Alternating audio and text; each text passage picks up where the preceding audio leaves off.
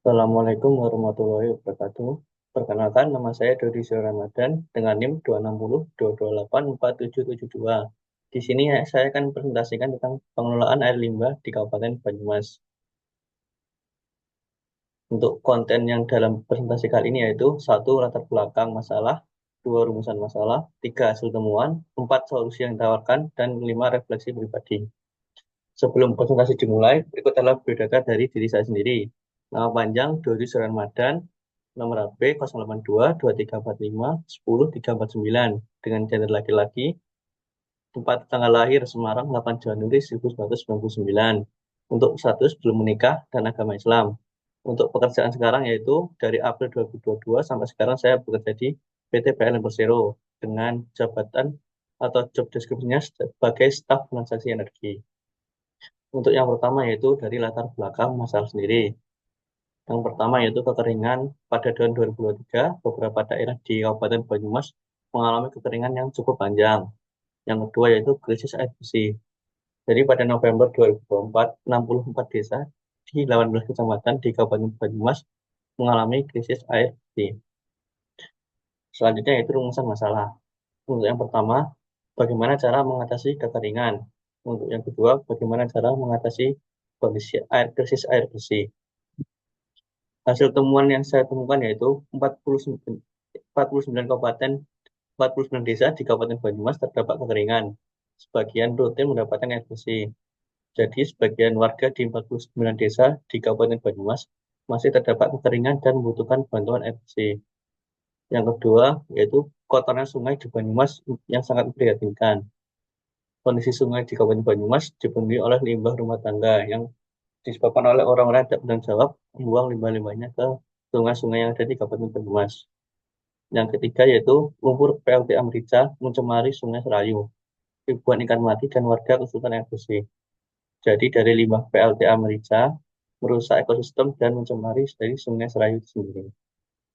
Solusi yang ditawarkan.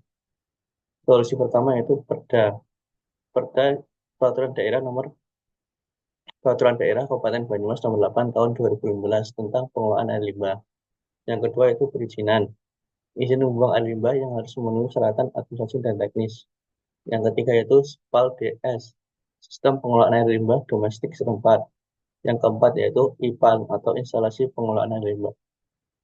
Berikut penjelasan tentang Perda atau Peraturan Daerah Kabupaten Banyumas nomor 8 tahun 2018 tentang pengelolaan air limbah. Yang pertama, yaitu peraturan daerah ini dimaksudkan untuk memberikan pengaturan pengelolaan air limbah yang meliputi perencanaan, penataan, pengolahan, pemeliharaan, pengawasan, dan pengendalian air limbah. Yang kedua, yaitu pengelolaan air limbah menjadi tanggung jawab pemerintah, masyarakat, dan pihak swasta. Pemerintah memiliki kewenangan untuk mengawasi dan mengatur pelaksanaan pengelolaan air limbah. Yang ketiga, pemerintah daerah bertugas untuk menyediakan sistem pengelolaan air limbah melalui pembangunan fasilitas pengelolaan air limbah terpusat atau sistem individu. Sistem pemberdayaan masyarakat untuk pengelolaan lebih efisien. Yang keempat, yaitu bagi individu atau badan usaha yang tidak mematuhi ketentuan pengelolaan air limbah akan dikenakan sanksi administratif berupa peringatan, denda, atau penghentian sementara kegiatan. Selanjutnya itu pemerintah daerah melakukan pengawasan terhadap pengelolaan air limbah yang dihasilkan oleh rumah tangga, industri, atau sektor lainnya untuk memastikan tidak mencemari sumber daya air. Yang terakhir yaitu program penyuluhan dan pendidikan kepada masyarakat terkait pentingnya pengelolaan air limbah yang benar dan juga menjadi bagian dari peraturan ini. Secara keseluruhan, perda ini bertujuan untuk mengatur, mengawasi, dan memastikan pengelolaan air limbah yang ramah lingkungan serta minimalkan dampak negatif terhadap kesehatan dan ekosistem. Selanjutnya yaitu perizinan. Izin pembuangan air limbah yang harus memenuhi persyaratan administrasi dan teknis. Perizinan ini juga diatur dalam Peraturan Daerah Kabupaten Banyumas Nomor 8 Tahun 2015. Berikut adalah tahapan serta persyaratan yang harus dipenuhi. Yang pertama, yaitu persyaratan administrasi. Persyaratan ini terdiri dari permohonan izin pembuangan air limbah ke pemerintah daerah, dokumen identitas, deskripsi usaha yang dijalankan ditunjukkan dengan SIUP atau NIP atau yang lain, bukti kepemilikan atau penguasaan lokasi. Yang kedua, yaitu persyaratan teknis. Untuk dokumen teknis, pemohon wajib mencantumkan studi dampak lingkungan, rencana teknis, mengenai sistem pengelolaan air limbah yang akan diterapkan, informasi mengenai lokasi tempat pembuangan, Jika diperlukan, pemohon harus menetapkan rencana mengenai infrastruktur yang akan dibangun, seperti instalasi pengolahan air limbah, IPAL, serta saluran buangan, serta peralatan yang digunakan untuk memastikan pengolahan yang efisien. Yang ketiga, yaitu pengajuan dan persetujuan. Setelah dokumen persyaratan administrasi dan teknis diajukan, pihak yang berwenang, pihak yang berwenang yaitu Dinas Lingkungan Hidup, akan memverifikasi kelengkapan dokumen serta melakukan pemeriksaan terhadap rencana pengolahan air limbah yang diajukan.